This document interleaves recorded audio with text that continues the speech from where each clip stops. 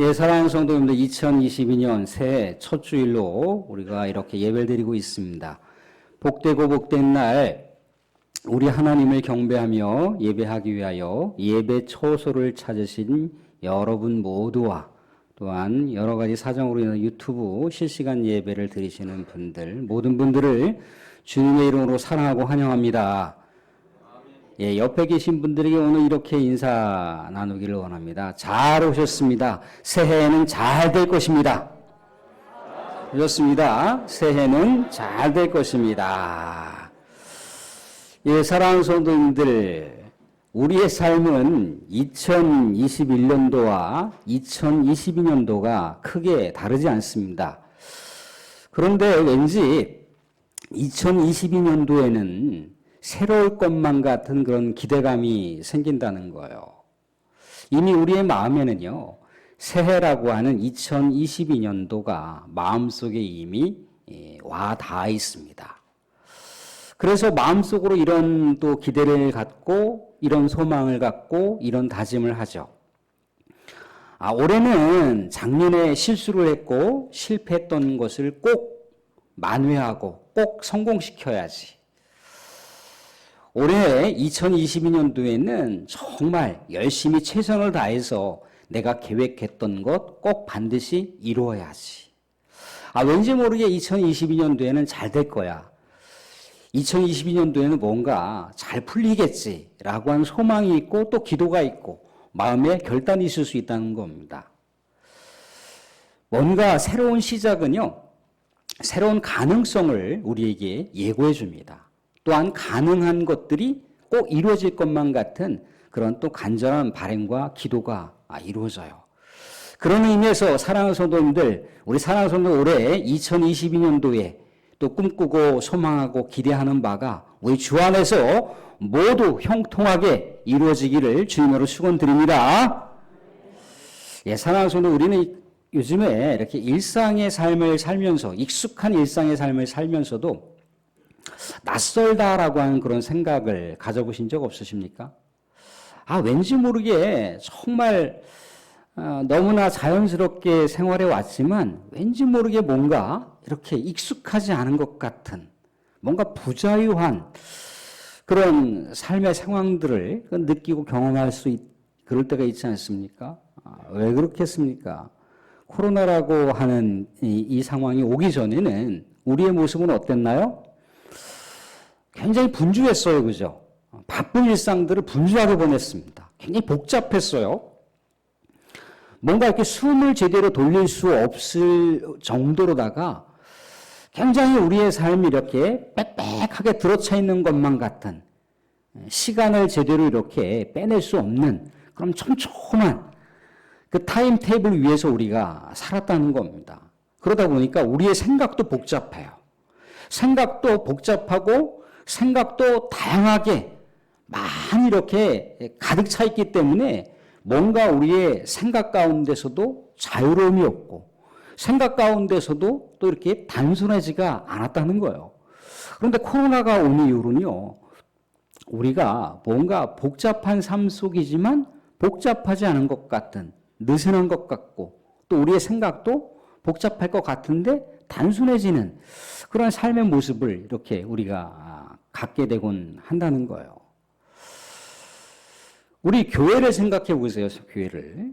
교회가, 한국 교회가 또 세계 교회가 굉장히 이렇게 뭔가 성장과 번영 중심의 그런 외형을 키우기 위해서 분주하게 모든 시스템들을 굴렸다는 거예요. 마치 백화점에 다양한 그 코너에 다양한 그런 상품들을 진열해 놓은 것처럼 마치 교회마다 다양한 행사들을 많이 진행하고 또 다양한 프로그램들을 많이 교회 가운데 녹여내야 교회가 살아있는 것처럼 그렇게 보였다는 그런 착각 가운데 빠졌다는 거예요. 그런데 코로나가 딱 오고 나서 교회의 모습은 어떻습니까? 모든 어떤 행사와 프로그램들과 기능들이 마비된 것 같은 그러한 삶의 모습이라는 거예요. 뭔가 거대하게 이렇게 몸집은 키웠는데 그 안에 근육이 빠져버린 듯한, 마치 흐름을 마치 오징어가 돼버린 듯한 그런 한국교회의 모습이 나타났기도 했고 세계교회의 모습이 나타나기도 했다는 거예요. 그런데요, 한국교회가 때로는 그런 말을 할 수는 있을지 모르겠습니다. 뭔가 변명을 할 수도 있고 변론을 할 수도 있겠죠. 아니, 방역당국에서 너무나 이렇게 또 한국교회가 또 행사를 하고 예배를 드리는 것을 이렇게 제약을 했기 때문에 한국교회가 이만큼 뭔가 활동에 있어서 많은 영향을 받은 것이야, 이렇게 진단할 수도 있어요. 근데 한국교회뿐만 아니라 전 세계 교회가 지금 마비된 듯한 그런 모습이라는 거예요. 그래서 세계에 있는 그런 유수한 그런 신학자들과 또 많은 목회자들과 또 한국에 있는 신학자들과 목회자들이 또 왜 이 코로나 상황 가운데 있는 한국교회의 현재와 또 코로나 이후에 한국교회를 진단하면서 어떻게 대안을 우리가 만들어갈 것인가 이렇게 토론도 하고 고민도 하고 또 서로 의견들도 교환하고 그랬다는 거예요. 그런데 여러 가지 의견들 중에 공통점이 뭐냐면 한국교회나 세계교회가 너무나 비본질적인 가치를 추구했다라고 하는 것이 공통점이라는 거예요. 말하자면 비성경적인 문화와 세속적인 시류에 세계교회와 한국교회가 너무나 깊숙하게 영향을 받고 세속 가치를 추구하며 세상에서의 모습처럼 그렇게 교회가 그런 모습으로다가 그 방향성을 지향했기 때문에 이런 여러 가지 어려운 상황 가운데 직면해 있고 어려운 상황을 맞이할 수밖에 없었다. 그 한계 상황을 자연스럽게 맞이할 수밖에 없었다라고 하는 거예요. 그래서 한국교회나 세계교회가 하나님 앞에 전면적으로 회개를 해야 된다. 전면적으로 우리 하나님 앞에 다시금 우리의 내면 세계의 영성과 내면 세계의 경건을 돌아보아야 된다라고 하는 그런 여러 가지 진단과 또 앞으로의 대안에 대해서 이야기를 하고 있다는 거예요. 사랑하는 성도, 우리 초대교회에 우리 많은 믿음의 선배들의 모습을 보거나 아니면 청교도 신앙의 그 순수한 열정을 소유했던 분들의 모습을 보게 되면요, 그들은 어떤 외형을 키우는 어떤 성장 위주의 시스템을 가지고 그들이 살았던 것이 아니라는 거예요. 항상 내면 세계 가운데 경건의 능력을 키웠다는 거예요. 항상 하나님의 말씀을 붙들고 하나님의 말씀을 실천하는 삶을 지향했기 때문에 그들의 삶 자체가 하나님께서 말씀 가운데 역사하시고 말씀 가운데 활동하시기 때문에 그 초대교회 성도들의 삶을 붙들어줬고 또 청교도 신앙을 추구했던 사람들의 삶을 붙들어 주셨다는 거예요. 그러니까 여러 가지 고난과 박해가 온다 할지라도 결연하게 견고하게 믿음을 지향할 수 있었다는 겁니다. 그런데 한국교회는 코로나의 상황을 맞이하면서 휘청휘청거리고 있잖아요. 그죠? 이 코로나라고 하는 것은 하나님의 메시지가 있다는 거예요. 하나님의 어떤 메시지가 있는 것일까? 하나님의 어떤 메시지가 있는 것일까? 우리는 그동안 너무나 외형적인 어떤 경건에 대한 형태와 모양새는 갖췄을 수 있지 모르지만 경건에 대한 그 모양새는 세상처럼 화려했을지 모르지만 경건에 대한 내면이 진중하지 못했다는 거예요. 경건에 대한 영성 생활이 우리 하나님의 말씀을 붙들고 또 묵상하고 그 말씀을 실천하는 실천력이 부족했다라고 하는 것이 많은 신학자들과 많은 목회자들의 진단이자 평가였다는 겁니다. 그렇잖아요. 우리는 성경 말씀을 누구나 많이 읽어요. 그죠? 많이 암송하는 분들도 많이 있어요. 어떤 분들은 신약 성경을 통째로도 암송하는 분들이 있더라고요. 구약 성경의 상당한 부분들을 암송하는 분도 있어요. 그런데 과연 그렇게 암송을 하고 많이 읽었는데 과연 성경의 말씀을 삶 속에서 실천하느냐라고 하는 것이 관건이라는 겁니다. 성경을 눈으로는 봤는데 성경을 귀로는 경청을 했는데 과연 성경이 삶 속에서 녹아지는가가 관건이라는 거예요. 초대교회의 성도들과 우리의 삶을 비교해 보자는 거죠. 초대교회의 성도들은 얼마나 그 삶을 치열하게 자신들의 삶으로 체득화시키기 위해서 얼마나 분투했습니까? 성경을 읽는 것과 성경을 묵상하는 것과 성경을 실천하는 것이 따로따로가 아니었다는 거예요. 하나였다는 거, 하나였다는 거. 믿음의 성도는 하나님의 말씀을 붙들고 살아야 된다. 하나님의 말씀을 삶 속에서 철저하게 실천해 가야 된다라고 하는 것이 하나였다는 거예요. 신앙생활이 하나였다는 거예요. 예배생활 따로 우리의 일상생활 따로가 아니라 예배생활이 곧 삶 속에서 예배였다는 거예요. 그렇게 하나가 되었다는 거예요. 그래서 흔들리지 않는 모습으로 2000년대를 살아가고 있는 우리들에게 다시 한번 우리들의 삶을 돌아보라고, 우리들의 믿음을 다시 돌아보라고, 우리의 삶으로서의 예배를 돌아보라고 하나님께서는 이 코로나라고 하는 엄청난 재해를 통해서 우리의 삶을 다시 한번 반추할 것에 대해서 주시는 메시지였다라고 하는 것을 우리가 다시 한번 상고해 보자는 거예요. 사랑하는 성도님들, 기도와 찬양의 대가, 하나님의 마음을 흡족하게 해드렸던 다윗의 일대를 우리가 알고 있잖아요. 그죠? 다윗의 영성을 생각해 보면 우리가 다 흠모한다는 겁니다. 와, 다윗처럼 우리가 하나님께 찬양을 하고, 다윗처럼 하나님의 마음을 감동시킬 수 있는 그런 신앙이 될 수 있을까라고 하면서 다윗의 일생일대를 우리가 묵상하기도 하고, 또 다윗의 일생일대를 우리가 또 돌아보면서 그 삶을 또 우리가 견주어 보기도 하고 그렇다는 거예요. 근데 사랑하는 성도님들, 다윗의 일대를 돌아보면요, 다윗이 왜 하나님의 법궤를 예루살렘으로 이동하는 데 있어서 실패했던 원인이 무엇이었을까요? 다윗이 왜 충복의 아내라고 하는 밧세바와 간통을 하고 임신을 시키고, 또 충복을 청부 살인하여 교살시키는 그런 엄청난 범죄를 저질렀을까요? 하나님의 진노를 자아낼 수밖에 없는 그런 천인공멸 범죄를 저질렀던 이유가 무엇이었겠습니까?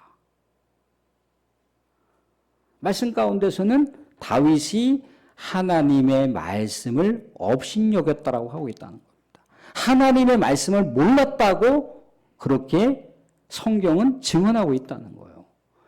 사울이 왜 하나님으로부터 버림을 받았습니까? 하나님의 말씀을 업신여겼기 때문이라는 거예요. 하나님의 말씀 안에는 하나님의 능력이 담겨 있어요. 그래서 하나님의 말씀을 붙들고 그 말씀을 실천하게 되면 하나님께서 그 실천하는 그 영혼의 삶을 붙들어 주시고 인도하신다는 거예요. 사랑하는 성도님들, 올 한 해 우리 2022년도는 우리가 우리의 가슴에, 우리의 내면 세계의 영성을 말씀으로 채우고 말씀으로 충만하게 하여 우리 하나님께서 우리의 삶을 충만하게 붙들어 주시고 충만하게 역사하시고 충만하게 이끌어 가시는 그런 놀라운 은혜의 사건들을 충만하게 경험할 수 있는 한 해가 될 수 있기를 주님으로 축원드립니다. 그래서 우리 교회가 올해 표가 뭡니까? 말씀으로 든든히 서가는 교회예요. 말씀으로 든든히 서가는 성도, 말씀으로 든든히 서가는 우리 광기교회가 될 수 있기를 주님으로 축원드립니다.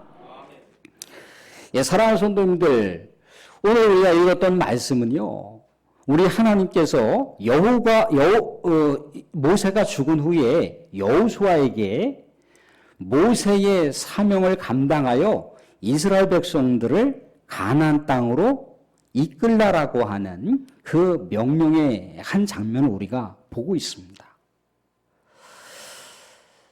여호수아는요, 그 마음이 어땠을까요? 여호수아는요, 모세가 죽고 나서 모세의 바톤을 받아서 이스라엘 백성들, 그것도 목이 곧은 이스라엘 백성들을 가나안 땅으로 데리고 간다. 가나안 땅에 있는 원주민들과의 전쟁에서 승리하고 이스라엘 백성들을 가나안 땅에 정착시킨다라고 하는 우리 하나님의 엄청난 사명의 과제가 그 앞에 놓여져 있다고 했을 때 그의 마음은 어땠을까요? 그의 마음은 굉장히 불안했을 거라는 겁니다. 굉장히 떨렸을 거라는 거예요. 굉장히 두려웠을 거라는 겁니다. 굉장히 초조했을 수밖에 없었다는 것이에요. 왜 그렇습니까? 여호수아가 알고 있는 모세는 어떤 분이었죠? 여호수아가 알고 있는, 여호수아가 보좌와 관으로서 모셨던 모세는 어떤 존재였습니까? 모세는요, 하나님하고 대면하면서 대화를 나눴던 자예요. 하나님의 능력을 자신의 삶 속에 충만하게 발현시켰던 자입니다. 모세는요, 하나님의 십계명의 말씀을 받았던 자예요. 하나님의 율법의 말씀을 받들어서 이스라엘 백성들에게 공포했던 자라는 거예요. 목이고든 이스라엘 백성들, 툭하면 언제든지 불평과 원망을 쏟아부었던 이스라엘 백성들을 광야 40년 동안의 세월을 인도했던 그런 모세였다는 거예요. 하나님께서 이스라엘 백성들을 심판하시려고 했을 때 하나님은 안 됩니다. 차라리 우리 하나님의 생명책에서 나를 지워주시고 저 백성들을 살려주십시오 라고 하면서 하나님의 마음을 움직였던 자, 하나님의 마음을 기도로서 움직였던 자가 누굽니까? 모세였다는 거예요. 이런 모세의 바톤을 받아서 이스라엘 백성들을 이끈다라고 했을 때 여호수아는 두려울 수밖에 없었다는 거예요. 여호수아도요, 믿음이 견고한 자입니다. 여호수아도요, 전쟁에 능한 용사예요. 백전의 용장입니다. 그런데 그것도 모세가 자신의 옆에서 자신의 인생의 스승이자 영적인 스승이자 영적인 아비와 같았던 모세가 선구자처럼 항상 앞에 있었고 또한 여호수아의 삶을 지지해줬고 응원해줬고 기도해줬기 때문에 여호수아가 믿음으로 그렇게 모든 삶의 현실을 돌파할 수 있었다는 거예요. 모세가 여호수아를 비롯해서 11명의 정탐꾼에게 가나안 땅을 정탐하고 보고하라고 했을 때 여호수아와 갈렙이 그런 보고를 했다는 거예요. 정말 엄청난 거인족이지만 하나님께서 약속하신 가나안 땅을 우리에게 주신다고 했으니까 반드시 승리할 것입니다. 반드시 그 땅 가운데 우리가 들어갈 것입니다라고 여호수아가 호언장담을 했는데 이렇게 호언장담할 수 있는 기백도 어디서 나왔다는 거예요? 하나님과 함께 하시는 모세가 자신의 삶의 곁에 있었기 때문에 그렇게 호언장담할 수가 있었고 믿음의 기백을 펼칠 수 있었다는 거예요. 그런데 현실은 어떻습니까? 모세 없이 가나안 땅을 들어가라는 거예요. 모세 없이 목이 고든 이스라엘 백성들을 이끌고 가나안 땅에 가서 원주민들과 전쟁하여 그 땅을 정복하라는 겁니다. 자신의 믿음의 고백과 호언장담했었던 그런 엄청난 용사로서의 고백이 이제는 현실이 되었다는 거예요. 현실이 된 거예요.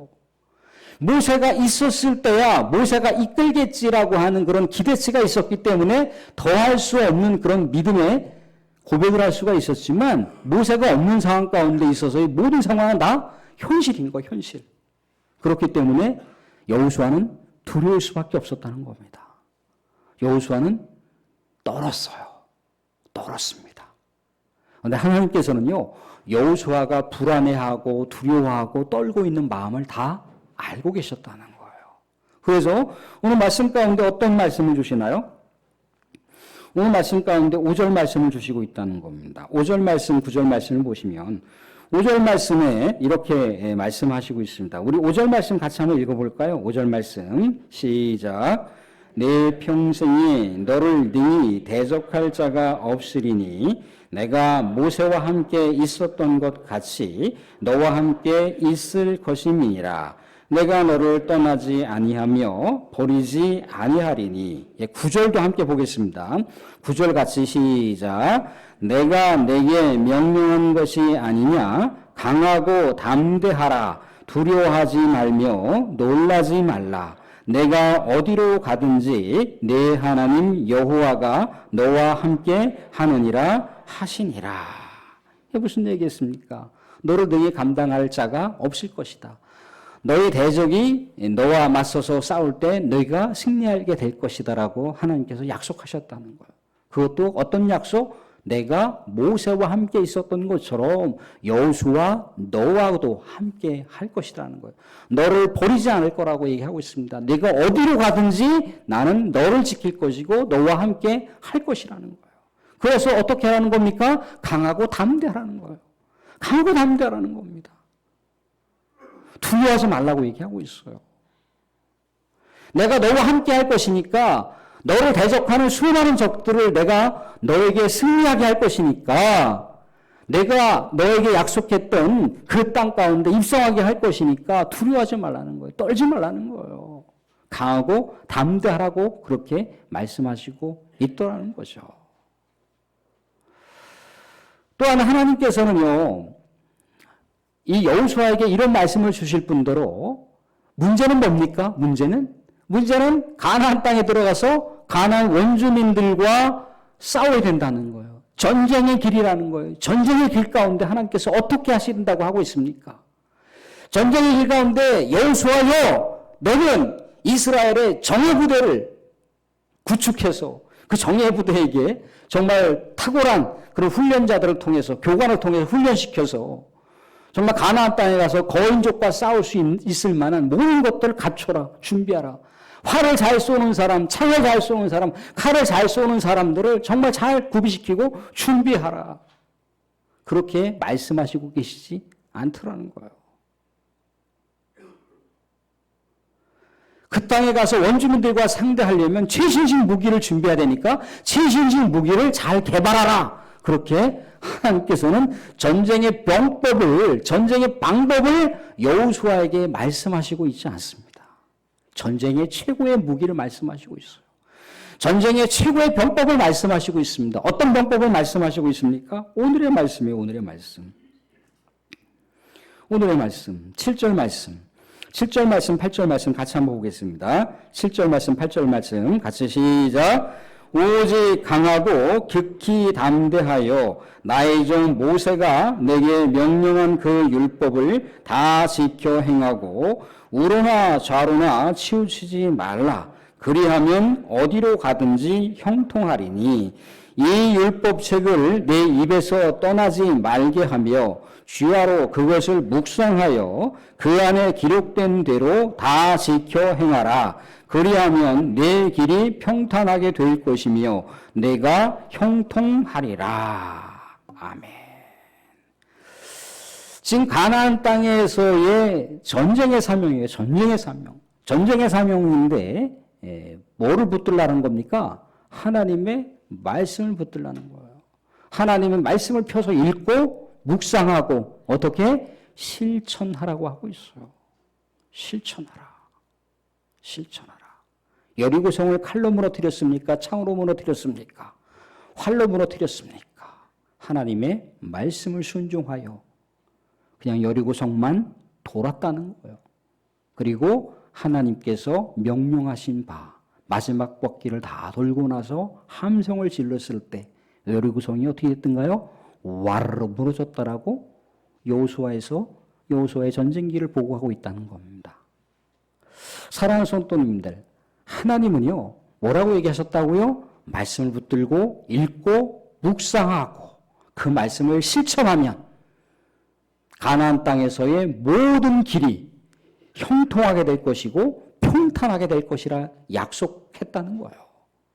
사랑하는 성도들, 이 말씀은요 우리의 말씀과도 우리의 삶과도 일맥상통한다는 겁니다. 우리 믿음의 백성들이 하나님의 말씀을 읽고 묵상하고 그 말씀을 삶 속에서 실천하게 되면요, 말씀의 주인이신, 말씀을 통해서 역사하시는 하나님께서 말씀을 붙들고 실천하는 믿음의 백성들의 삶을 형통하게 하신다는 거예요. 평탄하게 하신다는 거예요. 그래서 말씀을 붙들고 실천하라고 하고 있습니다. 사랑하는 성도, 우리는 여호수아의 전쟁기를 알고 있습니다. 말씀을 붙들고 말씀을 순종하고 말씀을 붙들고 실천하게 됐을 때 여호수아의 전쟁이 평탄하게 되고 여호수아의 전쟁이 승리 역사를 장식했다는 겁니다. 사랑하는 성도님들, 우리 독생자 예수 그리스도께서 공생의 사역을 통해서나 십자가 마지막 그 운명의 순간조차도 하나님의 말씀을 붙들었다는 거예요. 내가 이 세상 가운데 온 것은 나를 보내주신 아버지의 말씀으로 말미암아 아버지의 말씀을 내가 이 세상 가운데 실천하러 왔다는 거예요. 하나님의 말씀, 십자가 상상에서 그 죽음의 그 운명의 순간에도 내가 다 이루었다라고 얘기하고 있어요. 그죠? 내가 다 이루었다. 뭘 이루었다는 거예요? 하나님의 말씀을 순종하여 다 이루었다. 그런데 예수 그리스도께서만 독자적으로 십자가 사역을 감당하신 것이 아니라 성부 하나님과 성령 하나님께서 말씀을 붙들고 십자가 사역을 감당했던 예수 그리스도의 사명과 사역을 완전하게 성취시켰다는 거예요. 여호수아가 하나님의 말씀을 붙들고 실천하자 하나님께서 여호수아의 모든 사명을 성취할 수 있도록 하셨다는 거예요. 사랑하는 성도, 말씀을 맺겠습니다. 하나님의 말씀은요, 하나님의 능력이 있습니다. 하나님께서 함께 하신다고 하고 있습니다. 사랑하는 성도님들, 여러분들과 함께 하시는 하나님, 또한 말씀으로 우리에게 다가오시는 하나님, 말씀을 붙들고 실천하면 그 말씀을 성취하겠다라고 하는 하나님을 우리가 1년 동안 말씀하시는 하나님을 바라보시면서 성경 말씀을 읽으시고 묵상하시고 실천하셔서 우리 인생의 여정길이 형통의 역사가 나타나는 것을 경험할 수 있는 우리 관계의 모든 성도가 될 수 있기를 주님으로 축원드립니다.